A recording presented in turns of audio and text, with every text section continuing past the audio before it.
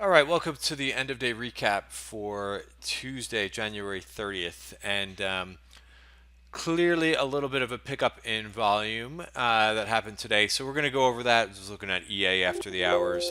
Really tricky for some earnings names, which I'll talk a little bit about that. But you can see for AMD, for example, AMD was implying the options were implying more than a 10% move for earnings, and you could basically see it's basically flat right now. So unless you sold premium, maybe selling an iron condor, selling a call spread, and selling a put spread, something to that effect may have done pretty well on that particular trade. But this earnings, I have played a couple names for earnings, but I think it's just been very, very difficult to do that for. Generally I play, in the heart of earnings season, one or two names a day for earnings, but I haven't been doing that. I think that there's too many names that I've run too far to look for further upside, and some of those names I don't necessarily want to fade because I think they're pretty good companies. So I'm going to talk a little bit about Amazon and Google, which is coming up this week. But let's just talk about today's volatility in the chart. I think globally we saw this sell off overnight, and we really didn't go much lower than where we opened this morning. This was most of the damage was done in the overnight markets, and China did sell off last night. It was, like I said, a pretty global market sell off. But the main thing is to kind of see where things line up technically, and there's no breach of any technical support level that I see in most of the global markets. I think the Nikkei got down to the 50-day moving average. The Hang Seng was way above all the short-term moving averages, which is why I took a little bit of profits last week. But you could see the S&P, we were definitely, like, this to me actually, if this like scares you or gives you a little bit of anxiety, okay, well, that's fine. That's normal on any little bit of a pullback. But you have to put some things in perspective. We talked about that in the trading room. I, for one, think that this is very healthy. I don't want to see a blow off top. I want to see these trends go on for as long as possible. So it's very unusual, and I think unhealthy, when things just go up in a straight line without any checkbacks to support. So I think this is healthy. There's been a big move up in the VIX, and I think everybody's probably talking about VIX the last couple days. And it's funny because I don't. So what I do is I try to make a little bit of sense of it, and then if it doesn't make sense after what I'm kind of thinking about, then we know something is up. But remember what the VIX does, right? The VIX measures uncertainty. It's not.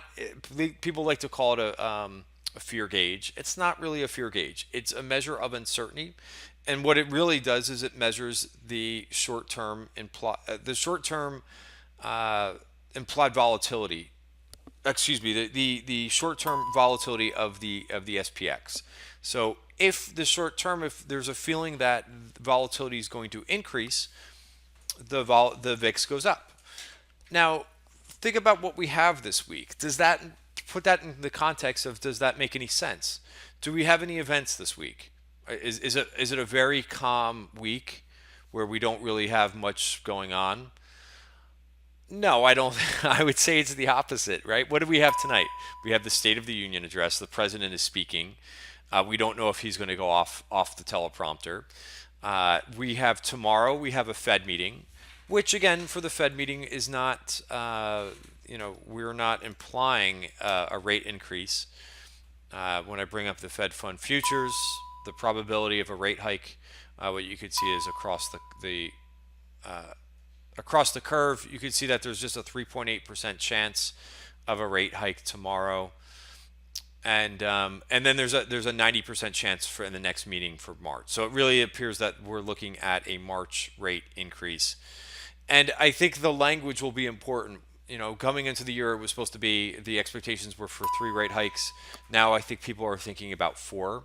So I think there's where you have to look, and there's where the uncertainty comes in, and a little bit of a spike in VIX. Also, you have end of month. So you do have portfolio rebalancing that takes place at the end of every month. I think that's causing a little bit increase to volatility. So any one of these events that I'm talking about would increase volatility. Then of course you have earnings, which all the big blockbusters report earnings this week.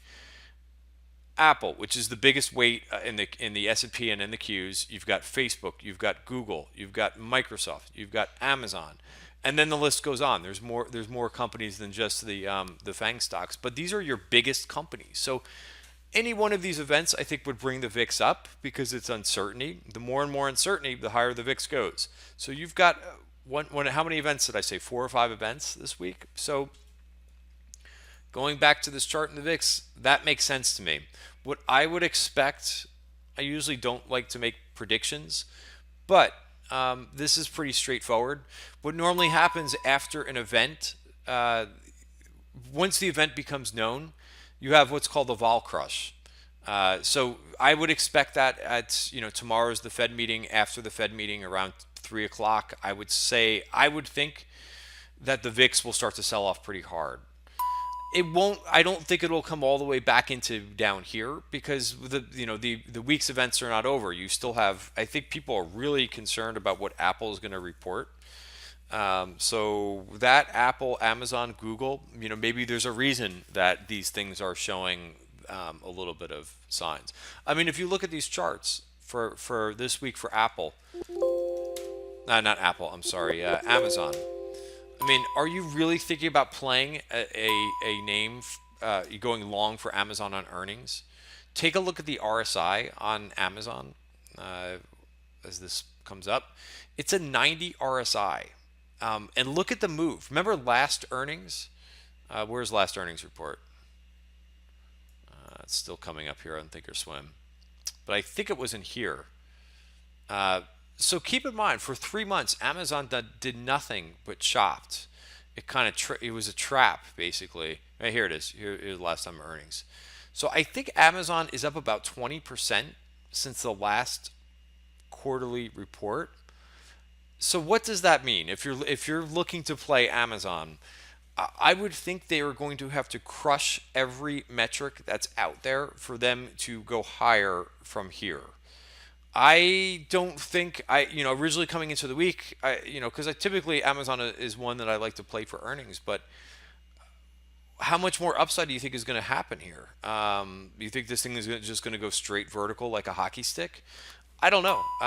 It's an uncertain event, but in order for that to happen, if you think Amazon's going to go up another 100 points from here, you would have to think their sales number is going to have to beat the highest estimates. The earnings number is going to have to beat the highest estimates, and their guidance is going to have to beat the highest estimates. That's what I would think. I think that's a logical move. I think if they just barely beat their earnings number, do you think Amazon is going to stay up here? I don't know. I really don't. If it does drop, it'll probably get bought. And then I think to a lesser extent, Google. Google's not quite as overbought. We had a little bit of a reversal bar on Monday, and this one looks a little bit more appealing to me because it's just it's still up about 15% from last quarter, but man, these moves are pretty crazy. So that's just a couple things that are on the radar for this week. So I wouldn't get overanalyze. Of course, in this video I overanalyze, but in terms of your portfolio and making decisions, I am not. I will overanalyze anything and everything just to kind of talk about the market because it is interesting. But I did not make any major portfolio changes today. I made them a couple days ago or last week when we got overbought in the emerging markets. I took some off. And what I'm doing right here is I'm adding on the dip in some things because, and I'm going out farther, so very small. My game plan for tomorrow, I will tell you, it's very simple. I will wait until we start to see the VIX. You can look at this. You can look at the VIX on a 5-minute time frame, and you could kind of wait for this to dip back below the uptrend line, which is this white line. And again, I don't think that'll happen until some events become known, such as the FOMC meeting tomorrow, right? So once this gets back below 14, then is a little bit of confirmation. Also, which we really didn't see today, which told me to kind of sit on my hands today for the most part, maybe add a few small positions. We just didn't see a lot of call buying. We really didn't. If you go to the list for call buying today, so this is the same playbook that I use whenever we get a little bit of a dip. Is the dip being bought? We watch the tape all day long. That's the value that you get in the trading room, is that I will sit and watch this all day long and see if they're aggressively buying the dip or if they're just freezing and standing still, which is a little bit about what they did today. I think they were, all in all, the institutional call buying was very picky. You could see just in the days past, you could see by just the amount of tickets. Look at 126. I spilled over to 2 pages. Even yesterday, there was a little bit more. Well, a lot of tickets weren't big in terms of trade size, but still, it fell over to 2 pages. Look at the option activity today. It's nothing, right? So the call buyers just were not out there. What did I see that was interesting? AAXJ, and I'll have a video about that. AAXJ is an ETF that is Asia minus Japan, so there's no Japan in it. Look at the top holdings. Look at Alibaba, second highest weight, Tencent number 1 weight. So you got a lot of tech in here. You got Taiwan semis also in here, and you got a few banks in here. But Asia x Japan. A lot of people don't know have no idea what this ETF is, but it's not that complicated once you look at the holdings. And it's pretty top heavy. I think those top 10 names, with Tencent and Alibaba covering about 10%. Samsung, if you throw Samsung and Taiwan Semi, you're talking about 18-19% of the ETF. So 4 companies: Tencent, Alibaba, Samsung, Taiwan. Again, I'll have a whole video on what we did today in this trade. But so that's it. I think for me, when I really start buying the dip, I'll be looking to do that tomorrow if the VIX starts to dip below 14, and if we start to see all the call buyers come back in. That's my confirmation that risk is back on.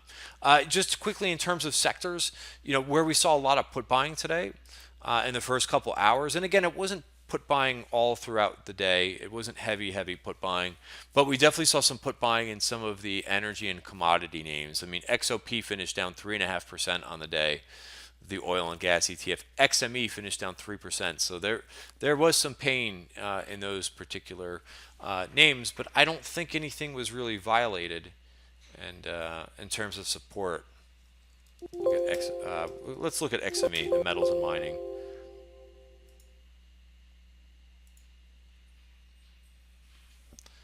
Not really. It is a pullback. Well, a pullback into, we did breach the 20-day moving average, so we'll have to see. We're kind of in no man's land right now between the 20 and the 50-day moving average. I would say it's a hands off right now until we figure that out. XOP oil and gas. This one fell into the 50-day moving average. This one I would keep an eye on. Real nice run up above the 200-day moving average. Ran into this VPOC, version point of control, into the 50 moving average, and to the top of value. So you have good support here. Let's see if it holds. Could end up being a nice place to pick up a little bit more exposure. We shall see. All right. Thanks, everybody, for watching the video, and have a great night. See you tomorrow.